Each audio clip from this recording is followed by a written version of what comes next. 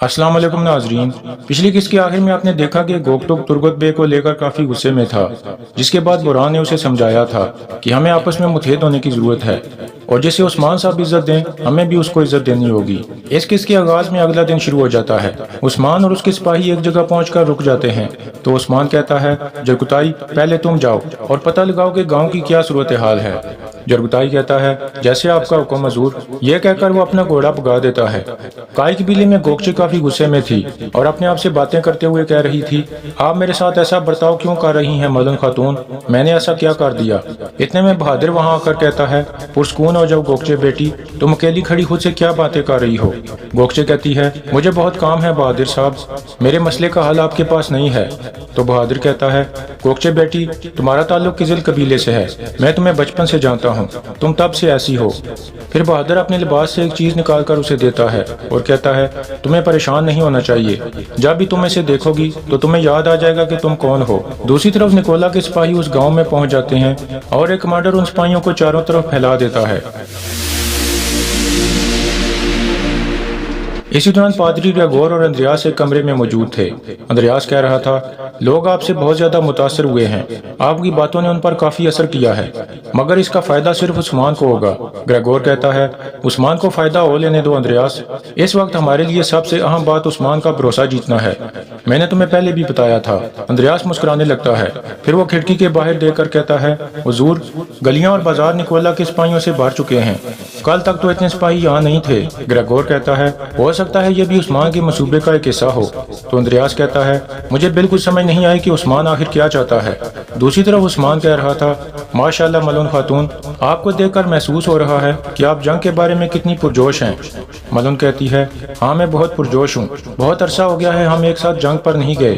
थोड़ी देर बाद जरगुताई वापस आ जाता है और उस्मान को कहता है, गाँव जहन्नम की तरह हो गया है हुजूर, हर तरफ सिपाही फैला दिए गए हैं। उस्मान कहता है, तो क्या हुआ जरगुताई, तुम डर गए हो क्या। जरगुताई कहता है, मैं सरदार उस्मान का सिपाही हूँ, जब हम आपके साथ होते हैं तो हमें कोई खौफ नहीं होता सरदार। यह सुनकर सब मुस्कुराने लगते हैं। फिर उस्मान कहता है, सिपाहियों, जिसने भी काई सिपाहियों को रोकने की कोशिश की और हमें नुकसान पहुंचाने की कोशिश की, उसे कड़ा हिसाब देना होगा और कोई रहम नहीं किया जाएगा।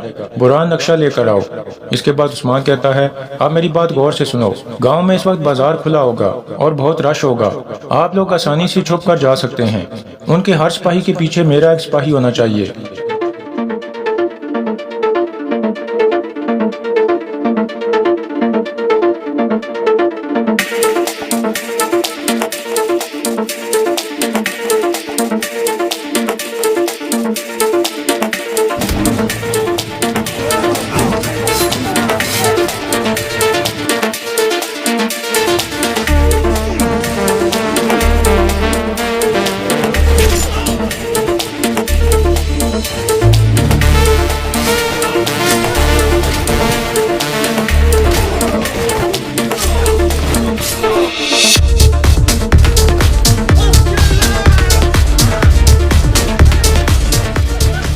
इस तरह निकोला के कुछ सिपाहियों को लटका दिया जाता है।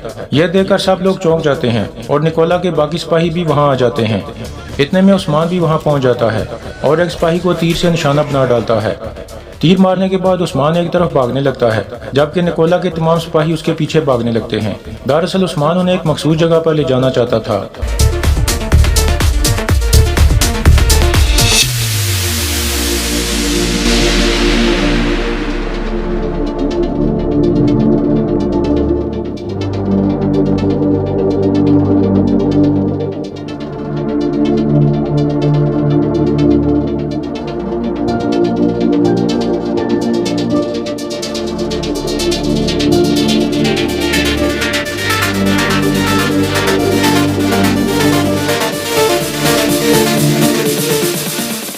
इस तरह निकोला के सिपाही घेरे में आ जाते हैं। फिर उस्मान और उसके सिपाही चादरें उतार कर तलवारें निकाल लेते हैं और अल्लाह अकबर का नारा लगाते हुए हमला कर देते हैं।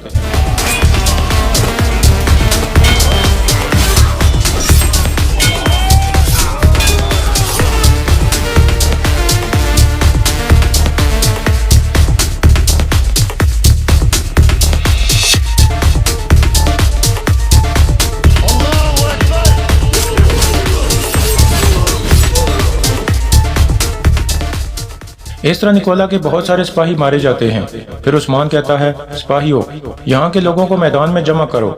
इतने में पादरी ग्रेगोर और अंद्रयास भी आ जाते हैं। ग्रेगोर कहता है, अब मैं समझ गया कि आपने मुझे यहाँ क्यों भेजा था उस्मान साहब। उस्मान कहता है, अगर आपको समझ आ गई है तो ये बहुत अच्छी बात है पादरी ग्रेगोर, यही वो वाहिद चीज़ है जो मैं देखना चाहता हूँ। ईसाई लोग काई कबीले के झंडे तले जमा हो रहे हैं। यह कहकर वो आगे बढ़ जाते हैं। इसी दौरान एक बड़ा तिजारती काफिला आगे बढ़ रहा था जिसमें निकोला और दूसरे गवर्नरों का कीमती सामान मौजूद था। कुछ देर बाद वो काफिला एक जगह पहुंचता है जहां निकोला और उसके सिपाही खड़े थे। फिर निकोला इशारा करता है तो उसके सिपाही काफिले को घेरे में ले लेते हैं। इसके बाद निकोला अपने खास आदमी को कहता है, क्या हुआ आरगोस, क्या तुम उस्मान से डर गए हो? आरगोस कहता है, आपने कहा था वो गाँव में हो सकते हैं। निकोला कहता है, तो क्या हुआ, क्या हमने गाँव में काफी ज्यादा सिपाही नहीं भेज दिए थे? आरगोस कहता है, जी हाँ हुजूर। फिर निकोला कहता है, तो फिर परेशान होने की कोई जरूरत नहीं, मुझे डरपोक इंसान बिल्कुल पसंद नहीं है आरगोस। अगर उस्मान हमारा गांव में इंतजार कर रहा है तो हम उसे थोड़ा मजीद इंतजार कराते हैं ताकि वो बेसब्रा हो जाए। दूसरी तरफ गांव के लोग एक जगह जमा हो चुके थे। सबसे मुखातिब होकर उस्मान कहता है, मैं अर्तुल गाजी का बेटा उस्मान हूँ, मैं काई कबीले का सरदार हूँ।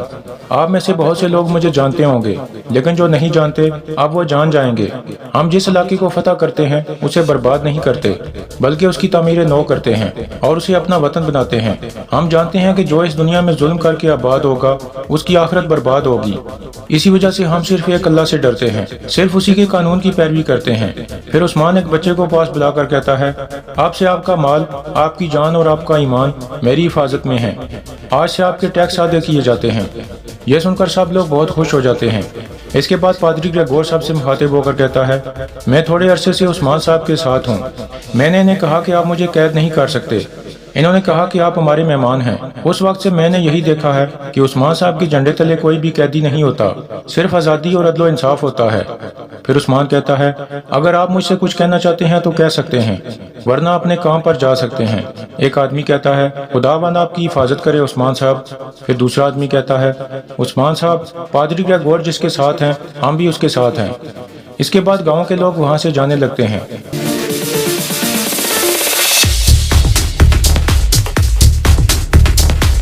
इतने में उस्मान का एक सिपाही भागते हुए वहां पहुंचता है और कहता है, काफिला पहुंचने ही वाला है उस्मान साहब। उस्मान कहता है, आने दो उन्हें।